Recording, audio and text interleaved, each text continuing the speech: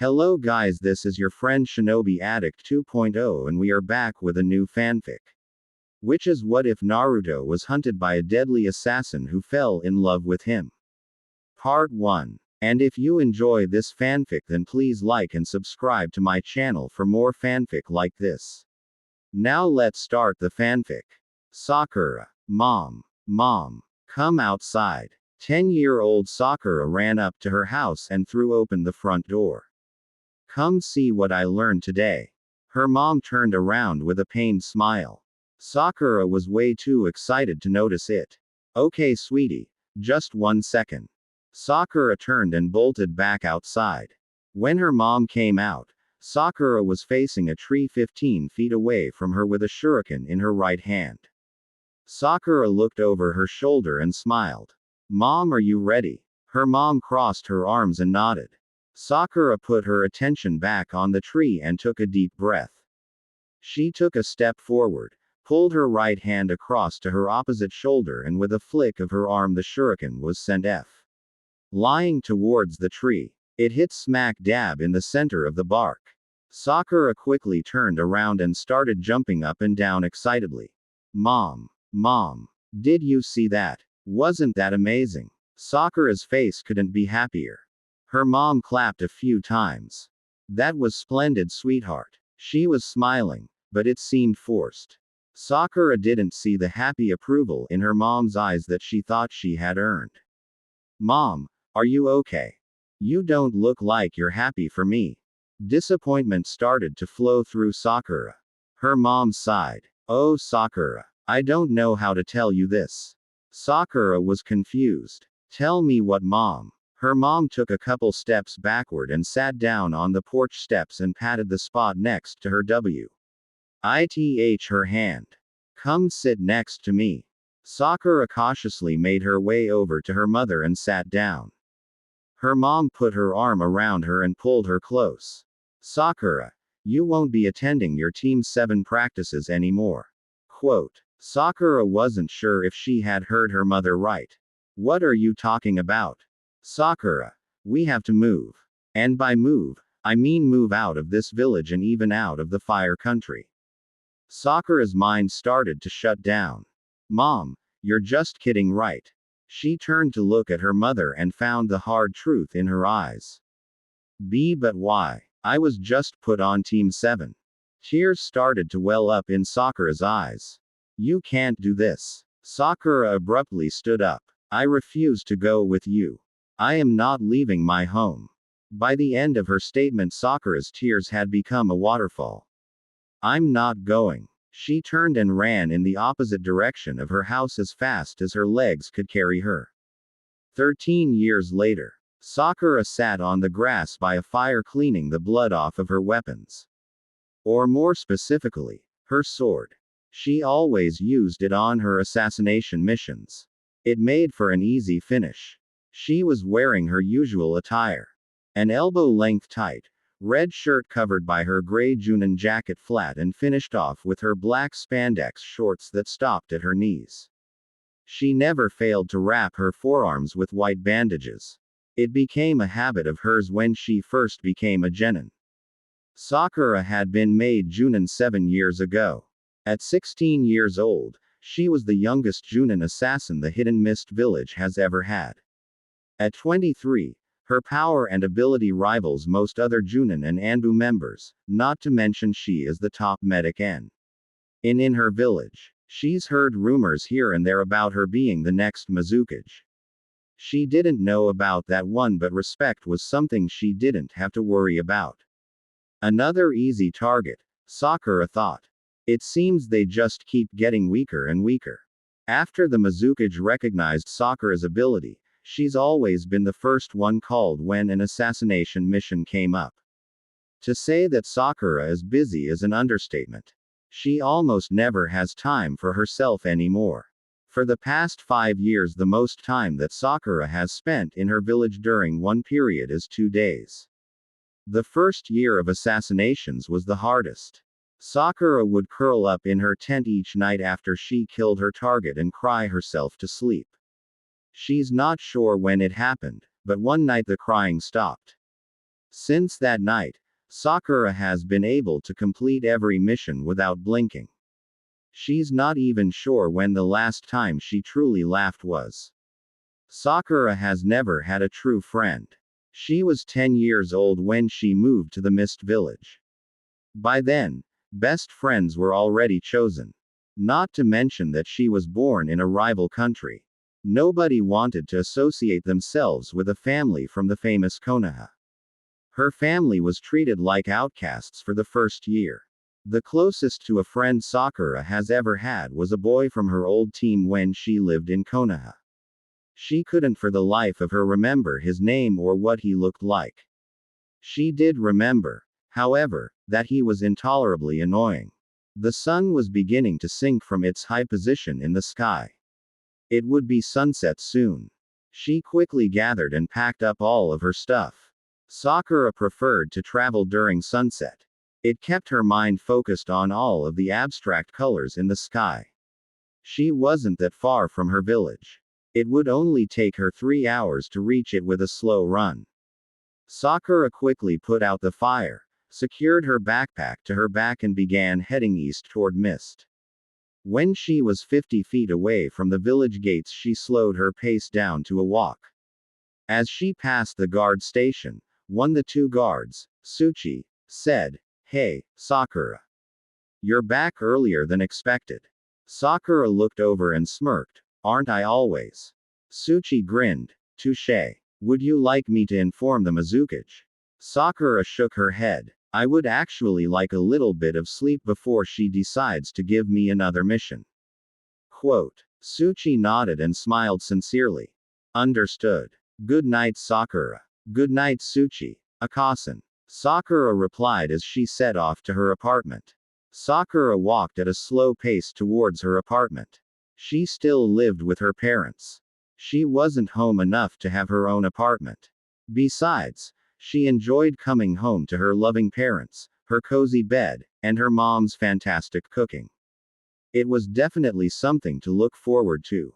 Before she reached the front door, it was swung open to reveal her parents with huge smiles on their faces. "Welcome home, sweetie," they both exclaimed. Her mom practically tackled her while her dad came around and put his arms around Sakura and his wife. This is the best part of coming home, Sakura smiled to herself. Her parents had never failed in giving her a small, welcome home, celebration. Her parents were the reason that she could handle being an assassin. Even after Sakura's emotions had been locked away, they always knew how to release them, even if it was just for a day or two. Her mom grabbed her hand and started pulling her inside. "Come on, Sakura. Dinner is almost ready." Now that she mentioned it, Sakura did smell something wonderful coming from the kitchen. "How was your mission, Sakura?" her dad casually asked. "Ya know, Dad. They just keep getting easier to kill. They're not even a challenge anymore." Sakura shrugged. "Sweetie, I think you're just getting that much stronger." Sakura looked up at her dad as he winked. "Sakura, you know you're the strongest ninja of your age and many more." "Yes, Dad. You know I don't like to talk about it." "You don't have to be modest all of the time, Sakura. You can always brag to your very proud parents." Her dad smiled. "And proud we are. Dinner is ready." Sakura's mom poked her head out of the doorway.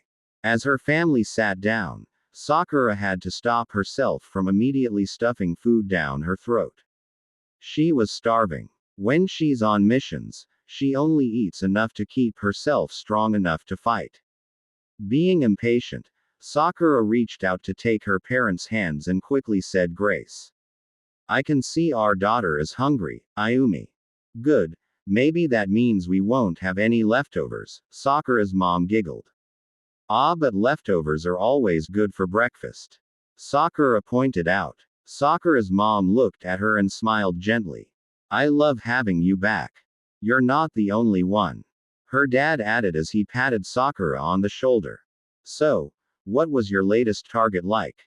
Who was he a threat to anyway?" Ayumi coughed. "Hiroshi." Sakura looked down at her plate. "Dad, I'd rather not talk about it." "Oh, right." Sorry, sweetheart. Her dad coughed awkwardly. Shiro has gotten a lot stronger. He passed the Chunin exam last week. I'm sure he'd be ecstatic to tell you about it. Sakura's head snapped up at the mention of Shiro. Really? Did y'all watch it? She asked curiously. Her mom spoke up. Oh yes. He had no problem defeating his opponent in the final match. Sakura smiled. Shiro is growing up. Shiro was more or less Sakura's adopted brother. He's never really had any friends due to a rumor that his father killed one of the village's elders when he was 5 years old. The accusation was never proven true, but nobody went to the trouble to prove it wrong, either. His father was forced out of the village and Shiro has never seen him since. Sakura had found him one day swinging alone. She had basically adopted him. His mother had gone into a depression and began isolating herself. For a few months, Sakura's parents had even let him stay in their house while his mother recovered. That was 10 years ago. Ever since then they've had an unbreakable bond. Oh, I almost forgot to mention. Lady May is currently the sensei of a genin team. Her mother added. Sakura's eyes widened. No way. I thought she said that she would never be a sensei of a genin team. She said it would defy her age. She playfully rolled her eyes. Her father shrugged. I have no idea where the change of mind came from. Sakura's face brightened. I can't wait to ask her about it. Sakura. Honey, don't you want to keep your job as an assassin? Sakura giggled. I was just kidding, Mom. I'm smarter than that. She sighed and stood up. I think I'm gonna go ahead and go to bed. I feel like I'm going to just fall over at any moment. Quote. Her mom walked over and took Sakura's dinner plate from her hands. Well, you go ahead. Don't worry about the dishes tonight, sweetie. You deserve your rest. Ayumi leaned over and kissed her daughter's cheek. Good night, Sakura. Her dad stood up and patted her back. We won't wake you in the morning. Sakura smiled at her father. Thanks, Dad. But don't be surprised if I'm already gone by the time y'all wake up. I have a feeling the Mizukage already knows I'm back. Her father chuckled. I wouldn't be at all surprised. Good night, Mom. Dad. I love you. Sakura shouted as she climbed the stairs to her room. We love you too. Her mom shouted back. Hiroshi walked over and put an arm around his wife. I don't think that there's a better daughter out there. We are the best parents ever, of course. Ayumi and her husband made eye contact and burst into laughter. The second Sakura walked through her bedroom door, she began peeling off her clothes. By the time she made it to her bathroom, she was completely. She turned on the shower and looked at her reflection as she waited for the shower to heat up. She really needed some time off from these missions. They have really taken a toll on her complexion. These dark circles will never go away. Sakura turned away from the mirror and stepped into the shower. She let the hot water run over every inch of her body. She couldn't remember the last time a shower felt this good. It began to slowly relax her muscles. What she needed was a nice trip to the hot springs and a long massage afterward. She spent another 2 minutes in the shower before getting out and drying herself off. When she walked back into her room, she threw on a t-shirt, a pair of panties, and climbed into bed. The second her head hit the pillow, Sakura was gone. When Sakura opened her eyes the next morning, she looked over at her clock. 12 p.m. She threw off the covers and jumped out of bed. Sakura froze. There was another presence in her room. She whipped around and found Chojuro staring at her with wide eyes. Sakura glared and pointed at him. You. How long have you been here? Chojuro began stuttering. Since 7 o'clock. Sakura fumed. Since 7. What have you been doing? Just standing there like an idiot. She began running around her room finding a decent outfit to wear. When she found something appropriate, she ran into her bathroom and slammed her door. 10 seconds later, she stormed out of the bathroom and stomped up to Chojuro and grabbed the neck of his shirt. Why are you here? Chojuro coughed and tried to steady his voice. Lady May has summoned you. Sakura narrowed her eyes. If I get in trouble for being late, your hope of having a family will be extinguished. Ya hear me? She flicked her wrist and Chojuro went flying into her wall. Truth be told, Chojuro was terrified of her. He hadn't wanted to wake her up because he didn't want to end up in this situation. Ironic. Sakura was out of her window and running toward the Mizukage Tower in 2 seconds. Poor Chojuro, she thought, I really should treat him better. She shrugged it off and pushed her legs faster. When she reached the doors, she kept her pace and barged through. She kept running through the building until she reached the Mizukage's office door. Sakura took a deep breath and knocked 3 times. Come in, Sakura. Sakura opened the door and walked a couple steps until she was standing a few feet away from the Mizukage's desk. She made a small bow in show of respect. If you don't mind me asking, how did you know it was me, my lady? May smiled. Oh Sakura, I've known your chakra signature for quite a while now. I just decided to test my knowledge. And it seems I was right. The Mizukage cleared her throat. But we have no time to waste with small talk. You are already behind. Why are you late? And I trust you completely your last mission. I am most sorry. Chojuro decided to stand in my room for 5 hours and watch me sleep. And yes, my lady. Mission successful. Sakura rolled her eyes. May nodded. He's scared of you, ya know. He was probably fighting himself on whether or not he should wake you. Anyways, stop distracting me.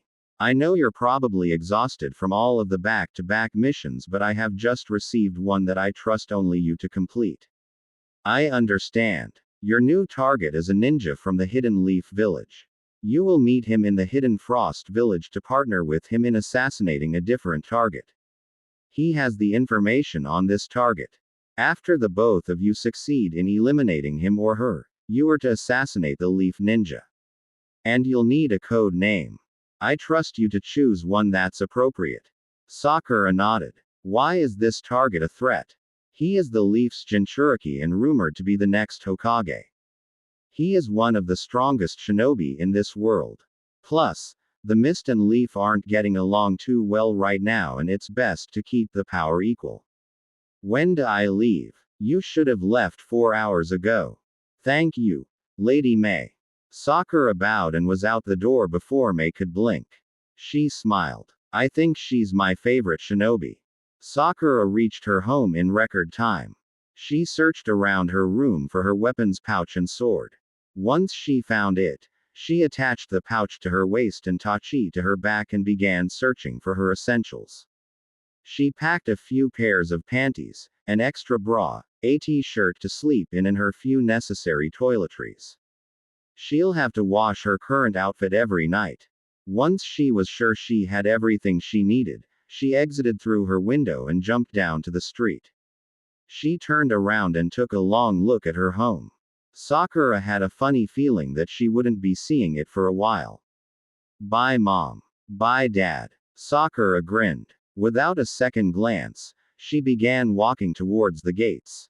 Leaving already, Sakura? Akasan asked. Sakura shrugged. Are you really surprised? Akasan and Tsuchi both chuckled. No, not at all, Akasan replied. Sakura continued walking through the gates.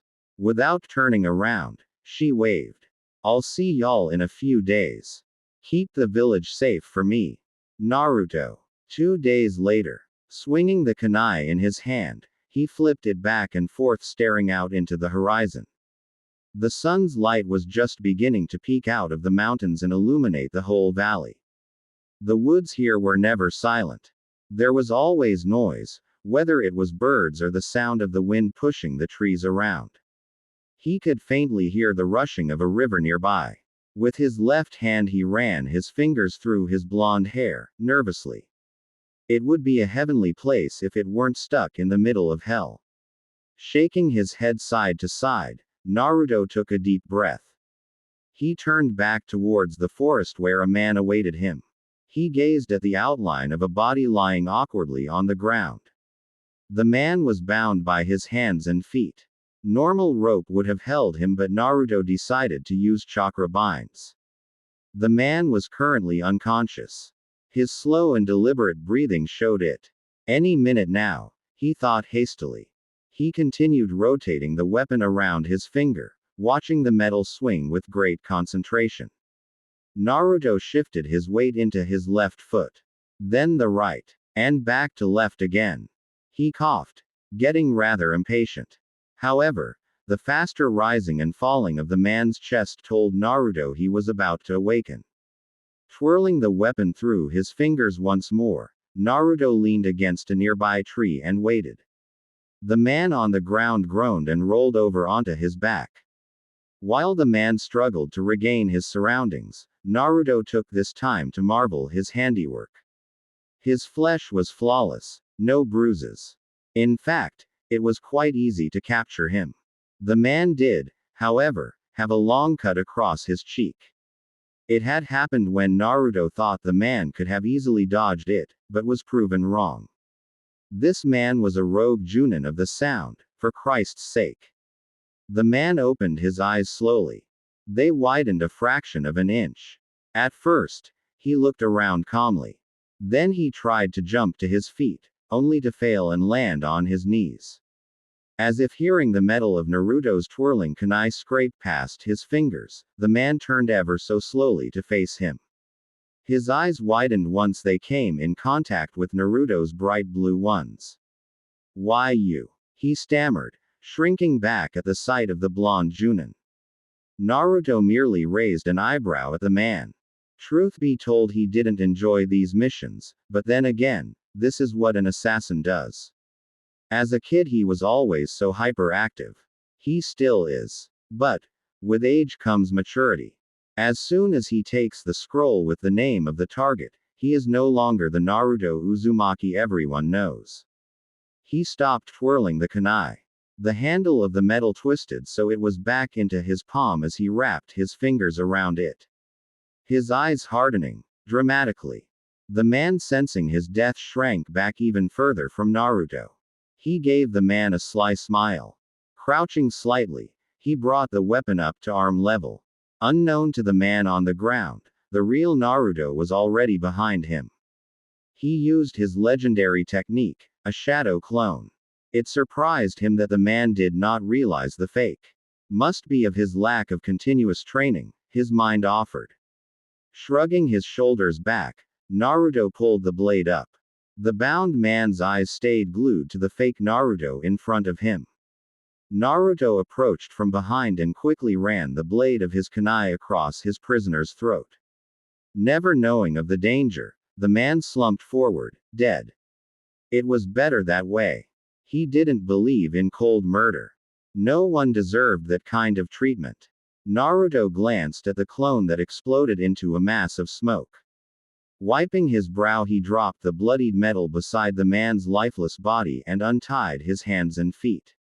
Appeared suicide. No questions asked.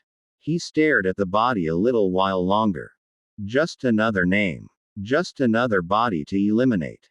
Who knows what this man's life had in store for him? Naruto tried not to linger on those thoughts. It was for his village that he swore a duty to protect. And he would, even at the cost of his sanity. He felt his old smile return to his lips as he turned to walk away from the scene. It was a good 40-mile run back to the Leaf Village. Maybe sooner, if he sprinted. He pushed his legs upward and landed softly on a branch that was hanging over his head. He was in no rush, so he decided a slow run would suffice. Jumping from branch to branch, he allowed his thoughts to wander. 2 years ago, he received his army green Junin vest and the responsibilities that came with it. The position was just another building block towards becoming Hokage, and he was glad to accept it. Heck, maybe one day he'll have his own team of genin. A light laugh escaped his mouth at the thought of it. He could hardly remember his teammates. The girl, whose name he couldn't remember for the life of him, moved or something, so he never got close to her. Sasuke left to join Orochimaru in search of power to destroy his older brother. In this life, Naruto was always alone, but his friends and fellow teammates made it worth it. Running out of thick trees to use to propel him forward, he jumped onto the ground and continued his jogging back home. He hoped that maybe, just maybe, he could keep others from the pain he has suffered. Being branded a monster at birth wasn't a nice ordeal. But then again, some sacrifices for others' happiness was kinda worth it. An uneasy feeling crept over him. I'm not alone. Out of his peripheral vision he noticed a kunai speeding towards him. He didn't think, just acted. Muttering a few words and hand signs, he jumped into the air just as a clone took his previous position. Landing quietly on a tree branch above, he watched the clone block the weapon with a kunai of his own, while the real Naruto searched for the owner of the weapon. His defenses were up. Adrenaline pounding through his veins, his heartbeat could be heard from his ears. The kunai had come pretty close to his head. But he relaxed and rolled his eyes when he saw a teenager approach the clone. Almost got you there. Huh, Naruto. Konohamaru exclaimed. He watched his clone scoff and reply, hardly. There's not a scratch on me. His clone smiled, looking all over his body. Well, you just wait. You won't be so lucky next time. He yelled, pointing a finger at the clone, then hurrying off into a different direction out of sight. Sighing, he smacked his head. God, Naruto, that was close. Pay more attention. Naruto jumped down from the tree and approached his clone, who had his arms behind his head, looking completely relaxed. His aiming skills have gotten better. The clone remarked. Yay. Yay. Naruto said as the clone dispersed into the air. Naruto walked the rest of the way. The village gates were not far ahead. The giant doors were propped open as he passed by the guardhouse.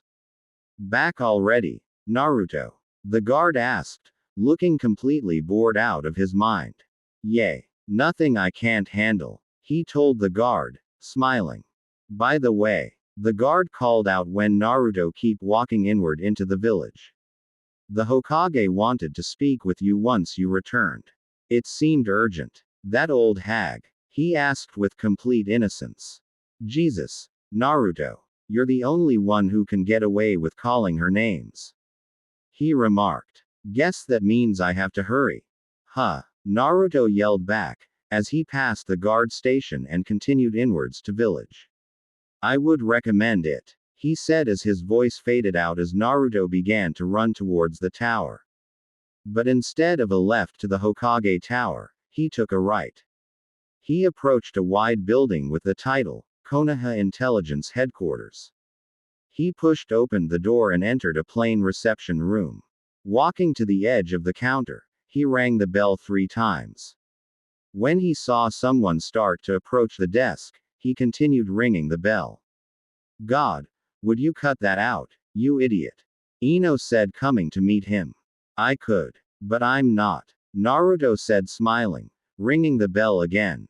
Can I help you? Or are you here just to bother all of us again? She rolled her eyes. Well, I'm actually here to see Shikamaru. If you could tell him to get his lazy in here. Quote. He smiled. That would be great. He half expected her to turn around and go get him. But the other half was proven right when she screamed his name at the top of her lungs. Nothing. Naruto's eyebrow rose. Ino shook her head and then bellowed his name once more. A stumbling figure emerged. What? Naruto is here to see you. She added at a more inside voice, before disappearing further into the building. Troublesome woman. Shikamaru muttered under his breath. Yes, Naruto? He asked, scratching the back of his head. Taking a nap already? It's only 8 in the morning. Naruto shook his head disapprovingly. Actually, it's 9. Shikamaru corrected. Naruto grin disappeared as he got more serious. The favor you asked for me. He started and Shikamaru leaned in the hear better. I checked the man. No reports. No scrolls. He was clean. Looks like more faulty intel, Shikamaru. Shikamaru sighed, tiredly. Great. He muttered sarcastically. I'll have to start back from square one. Naruto nodded and rolled his eyes, remembering Tsunade wanted to see him. Look, I have to go. Is there anything else you need me to do? Naruto asked as he began to walk backwards away from the counter. Shikamaru shook his head. No, but thanks. No problem. Naruto called out as he exited the door. But once again, he avoided his real destination as he made his way to his home. He just needed to pick up a few things. After all, he was gone for 3 days. And God knows what that old hag is going to have him do. He made it to his house in pretty remarkable time. Unlocking the door, he made his way in. He needed to restock his arsenal. Naruto lost 2 good kunai from his last mission. Pulling open a drawer by his front door, he pulled out 2 metal kunai and put them in his pouch. Naruto clipped the flap back in place and glanced over at his glass cabinet where various priceless weapons were on display. Noticing his katana, he pulled open the glass and wrapped his fingers around it. He pulled it up to eye level. The metal made a sharp scrape sound as he unsheathed it. I guess I'll carry you, he said to himself, as he slid the metal back in. He had gotten this weird feeling he would need it. He strapped it to his back and walked back over to the front door. Looking around once more for anything else, he stopped. Weather is supposed to drop tonight. He'll need a jacket. Naruto didn't have to look far. A black cloak with orange flames rising from the bottom laid over a chair in the corner. Slowly he picked up the material. It was his father's, one of the few items that he left him. Naruto slipped into the material and glanced at the mirror. His eyes widened as he turned to stare at the reflection that looked back at him. It had been months since he last took a glance at his appearance. He wore a black undershirt with long sleeves and black pants that stopped at his ankles. White tape was strapped around one of his thighs, holding a kunai. Over the black was his green Junin vest. His cloak only added to the appearance of a man he would never forget. He looked just like his father. The only difference was his shorter hair. A dull pain picked at the edges of his defenses.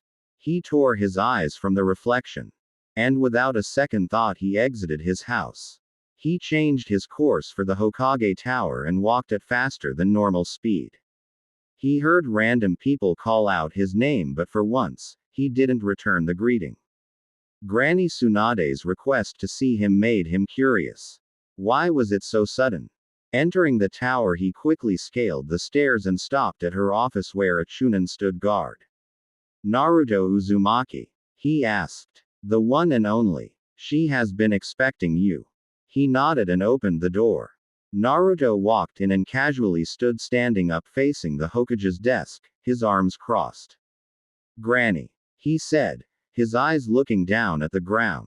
She turned around in her chair and faced him, her fingers lacing together as her chin rested on them. Her eyes widened a fraction of an inch looking at him. You're late, again, she remarked. He smiled, his lips pulling back into a wide grin. What did you expect? Maybe you would mature a little. And show up when your Hokage asks you to. She reasoned, raising her eyebrows. I am mature, he defended. How was your mission? She asked, leaning back in her chair. Surprisingly easy. More so than normal, he stated. Suska Hagane eliminated. Good, she replied and leaned forward, putting her elbows on the desk. It was silent for a few more seconds before she continued to speak. I have another mission for you, she stated, simply. Already. He couldn't bite back the response. He knew in the back of his mind it would be another mission. But he had really hoped the feeling was wrong. Yes. S-ranked mission. She told him. Assassination. She nodded. But didn't move for a file containing the target's information like usual. Instead, she just stared at him. All I have for you is a name, Tsunade said. Great. He muttered sarcastically. You may remember her. She started, but Naruto cut her off. Her? He asked. He wasn't. It just surprised him a female could be S-ranked. There were not many girls that strong anymore. But Tsunade continued on. She used to be part of your genin team. But she and her family left the village long ago. She stood up approaching him. What is the reason for the assassination? He asked, curiosity getting the best of him. Tsunade looked hesitant but complied. As an ex-ninja of the Hidden Leaf, she poses a threat. We don't know how much she knows. Naruto spoke before she could finish. Why now? It's been close to 10 years since I was on my genin team. She glared at him. If you would let me finish, you would know. Sorry. He remarked, smiling. Not sorry at all. I've heard reports that she has gotten stronger. Close to rivaling me in medical ninjutsu. She said, not saying anything further. She was hiding something. But he didn't question what it was. A ninja from the Hidden Mist will be assisting you. Hidden Mist. Is this a move for an alliance? Naruto asked, surprise across his features. I don't know, but be on your guard. They offered it. I couldn't say no. It would be like a war distrusting them or something. She smiled slightly. He rolled his eyes at the thought of working with a Hidden Mist ninja. You will have to make up a code name. I don't trust them enough for them to know who you really are. She stated. Code name. He confirmed, thinking of all the different possibilities of names. Yes, Naruto, I'm sure you will have a lot of fun with that, but make sure it sounds real. She almost begged and Naruto laughed. Destination. You will meet up with the Mist Nin in Frost Country. From there you will explain the mission. She said. Attire. What you're wearing. It will be easier for the Mist Ninja to know. She pointed to his army green vest, then sighed. I do have a certain piece of information that I or may not be helpful. She did have a nervous tick. She would chew on the inside of her mouth when she got jumpy or scared. She made it pretty obvious too. Naruto nodded. I'm sorry. You don't have time to change. She is a high-class threat, and this information is already days late.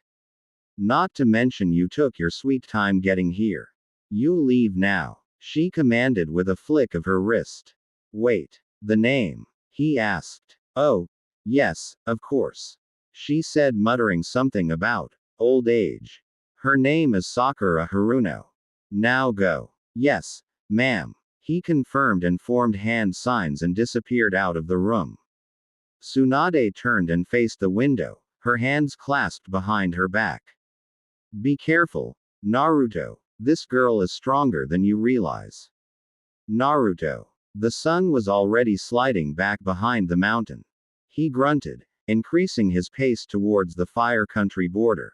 His plan was to stop at the border and set up camp. Being on the fire border meant less attacks in the middle of the night. Not that he couldn't handle it or anything, but he was really tired from transitioning from mission to mission and didn't feel like dealing with a surprise attack. He knew his guard could drop for the slightest second, and even that was enough for someone to ambush him. From the border he would continue into Hot Springs Country before finally ending in Frost Country, where he would meet his counterpart. Which he was not looking forward to at all. All Mist Nin seemed to be overly. The trees had started to get thinner with each step he took. With the light almost gone, it was getting harder to see. He moaned at the thought that the Hokage was right, that being late to receive the mission would put back hours. He increased his pace even more to compensate for his actions. Almost there. He told himself out loud. It was silly to talk to himself. But it was the only thing that seemed to keep him sane on these solo missions. When the border was within eye distance, he slowed down before finally stopping on a tree branch. Naruto dropped down to his feet and scanned the area.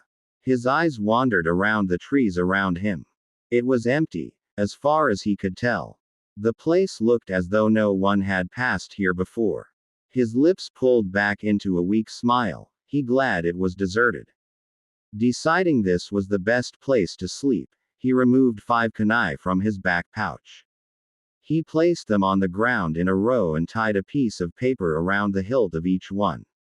Once finished, he made a few quick hand signs. An inky, black seal formed on the tied piece of paper.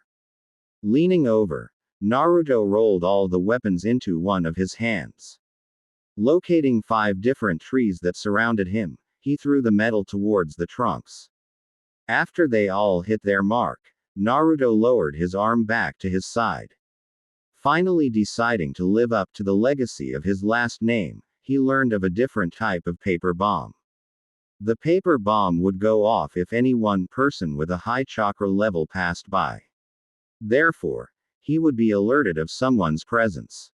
But the bombs wouldn't activate if animals passed through because it wouldn't pick up the small force of chakra. Of course, this technique had some loopholes, but it was the best he had. He could always stay awake all night. But he didn't trust himself to not fall asleep. Sighing, realizing he wouldn't have a good meal due to his hope of staying unnoticed and a fire would attract attention, he popped some ratio N pills and took his cloak off. Slowly he reached around to untie his forehead protector and set it on the ground next to him as he sat down against a tree. The bark cut into his back and was not in the least bit comfortable. He really hoped this would be the last of the series of missions. Naruto rested the cloak in his lap and thought of the task he would have to complete tomorrow. Since he had a lot of ground to cover in a short amount of time, he decided he would wake up earlier. He then would have to meet the Mist Nin and search for Sakura. The only problem was he didn't have a clue where to start. All he had was a name and something to look out for. Why couldn't this be easier? His brain whined. There's that other thing, he thought. He would no longer be Uzumaki Naruto. Tomorrow he would be just Minato. He smiled slightly at the choice of his code name. It would be weird being called by his father's name, but he couldn't think of a better one. The name would leave no room for questions. His father was dead and no one knew the 4th Hokage had a son. He leaned back into the sharp bark of the tree as his eyes slowly drooped closed. With his mind full of questions and possibilities, he drifted off to sleep. A light was shining straight into his eyelids, so he squeezed them shut. But the action neither took the light away nor made it any more bearable. Why did he leave the curtains open? Shaking his head side to side, Naruto opened his eyes only to be blinded by a brilliant light. He groaned and rolled over onto his side, wondering why it was so bright. His eyes flew open as he searched for the source of light. It was sunlight. He glanced around. Trees. Where the heck am I? His memory began to flood back into his brain like a broken dam. His mind raced as he remembered where he was. Shit. He cursed, noticing the sun was almost high in the sky. You got to be kidding me. I slept in. He roared, tying his forehead protector around his head. He shoved his arms back into his cloak and brought his 2 fingers up to his mouth. Release. He shouted as the spellbound bombs popped, turning back into normal kunai. Running around, he tore the metal out from the trees. Shoving them back into his pouch, he took off across the border. He pushed his body even faster than the night before. He mentally kicked himself for losing a few good hours. Now he'll be lucky if he makes it by sundown. The extra sleep did indeed help his awareness, however. Naruto became even more cautious of his surroundings once the border was far behind him. He was no longer safe inside this country. Rogues were a threat and other countries didn't take too kindly to foreigners. He just hoped he'd make it across the border without running into problems. Naruto watched the road under him from the trees. It was a little merchant road, highly used by civilian travelers. He would see a civilian walking the road every now and then. He diverted his course from the road. The road led to the capital and Naruto was going in the almost opposite direction. It was sad to say he left the road with disappointment. Traveling was so boring to him. His mind would wander all over the place and seeing trees over and over again got annoying. Once, He had gotten so bored he counted every tree he saw, but stopped after 2000 before he completely lost his sanity. The temperature was starting to drop and he thanked his subconscious for telling him to take his cloak. A chill ran up his back, but it wasn't from the cold.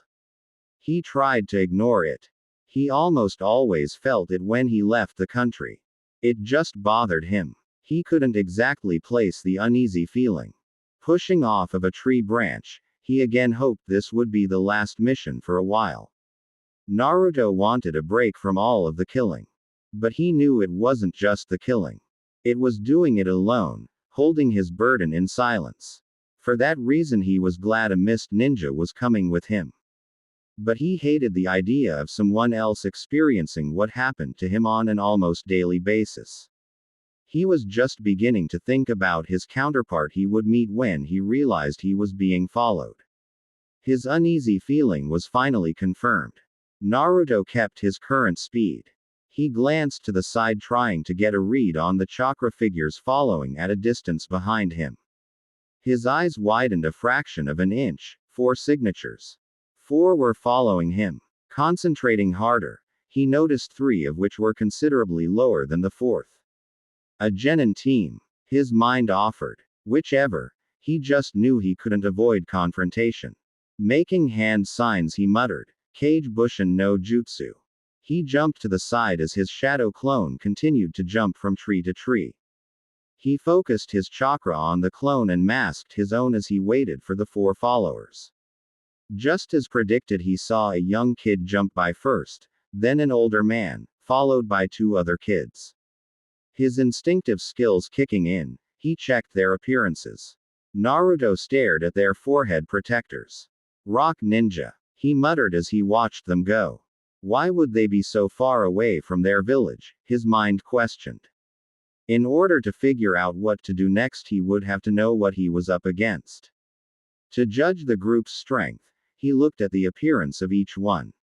The leading boy had brown hair and was obviously the troublemaker of the team.